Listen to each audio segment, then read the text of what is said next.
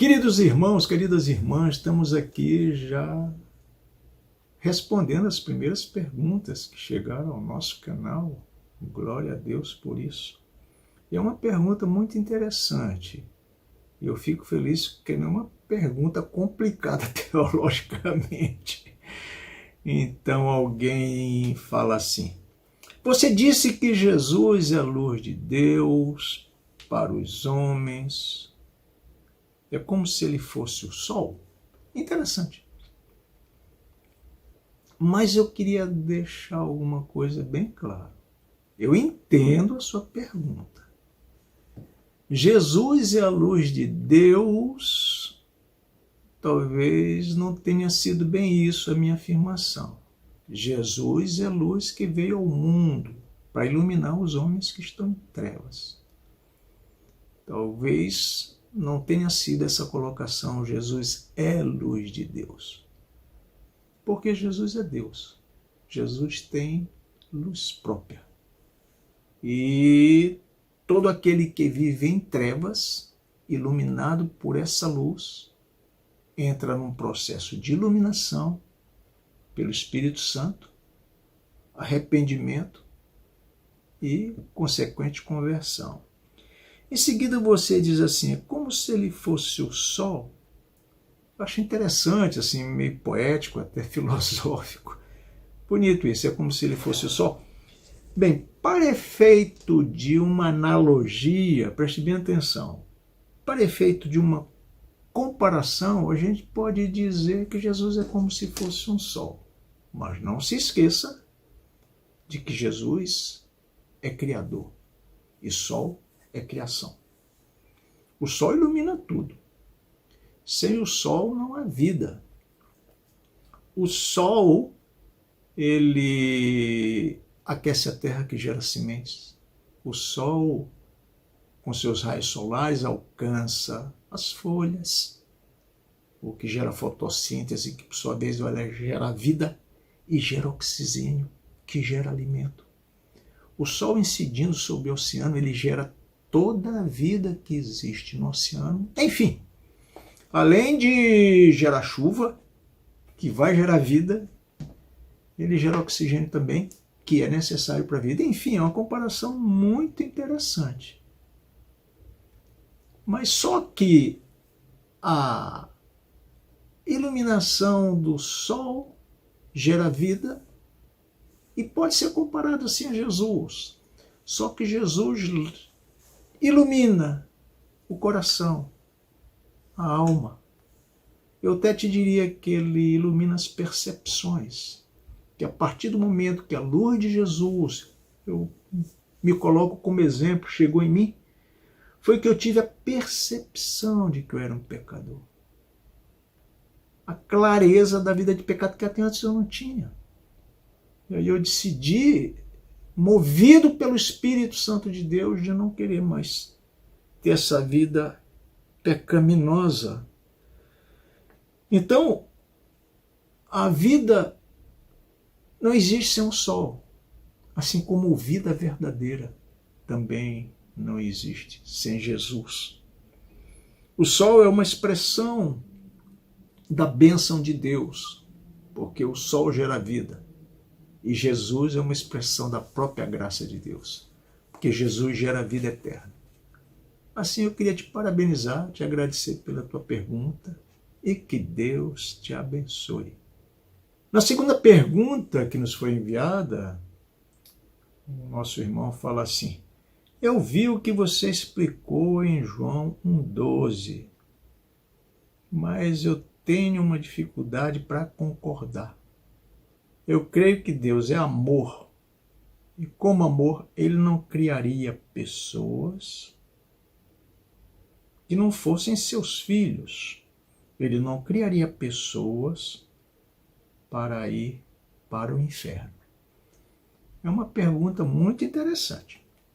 Eu quero que você continue estudando sua Bíblia e qualquer dúvida, você tire comigo e com qualquer pastor que que defenda essa teologia reformada, qualquer igreja próxima da sua casa. Você pode tirar dúvida com ele.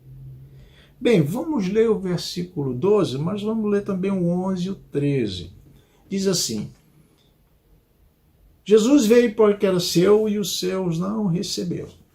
Mas a todos quanto receberam, deu-lhes o poder de serem feitos filhos de Deus, a saber, os que creem no seu nome, os quais não nasceram do sangue, nem da vontade da carne, nem da vontade do homem, mas de Deus. O versículo é bem claro. E eu queria que você tentasse olhar a nossa primeira aula, a aula introdutória, onde eu faço um paralelismo de João, dos primeiros versículos do capítulo 1 de João, com Gênesis. Eu entro em alguns aspectos da criação e alguns versículos do capítulo 1, 2 e 3 de Gênesis. E lá, se você for observar, você vê que eu defino Deus como poderoso, onisciente, onipresente, criador, criativo, relacional, um Deus amoroso, justo e juiz. Aqui eu queria chamar a sua atenção. Esses três atributos a gente não pode deixar em separado. O Deus que é amoroso, que é justo e que é juiz. E Deus cria esse homem sua imagem e semelhança. Podemos dizer que o homem era similar a seu filho Jesus. Mas o homem por si só decide pecar. Preste bem atenção. Deus dá uma ordem e ele não cumpre essa ordem. Obviamente, todo pecado vai gerar castigo de Deus e consequências.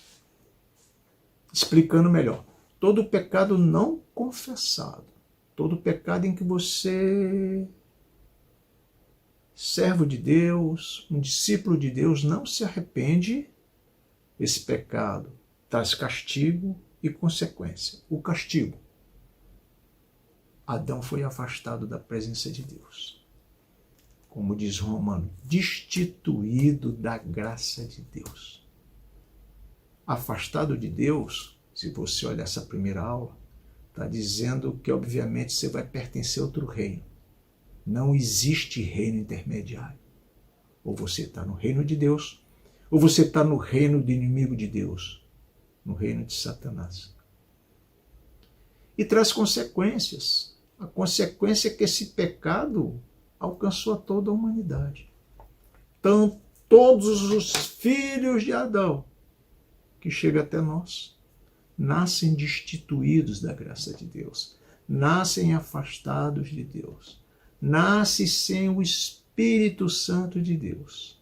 E todo aquele que não tem o Espírito Santo de Deus, o que se consegue através de confessar Jesus como único Senhor e Salvador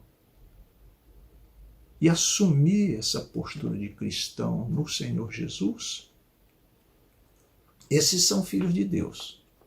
Quem não passa por esse processo de arrependimento e de aceitar Jesus como Senhor e Salvador, não é filho de Deus.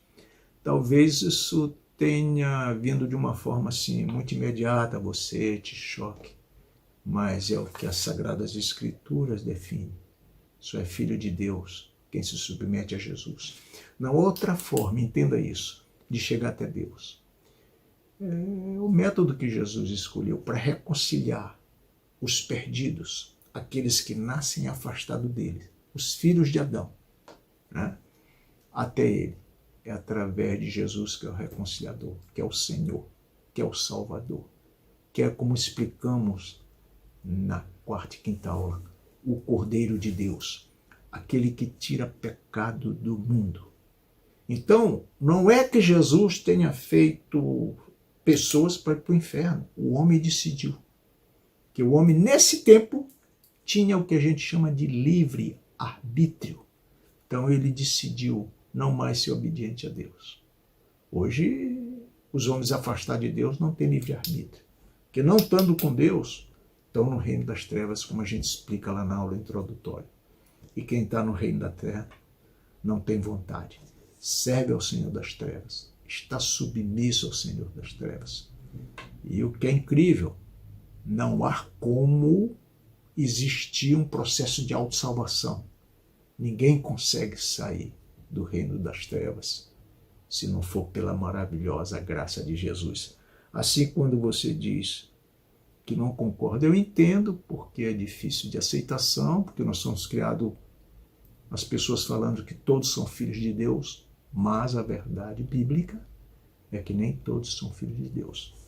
Filhos de Deus é como diz aqui, a saber, os que creem no seu nome, os que creem no nome de Jesus, os que aceitam Jesus como seu e Salvador, os quais não nascem da vontade do pai e da mãe, mas da vontade de Deus. Eu espero que você tenha entendido. Agradeço a sua pergunta e, por favor, não fique com dúvida. Inscreva para o nosso canal. Mande as suas dúvidas. Que Deus te abençoe.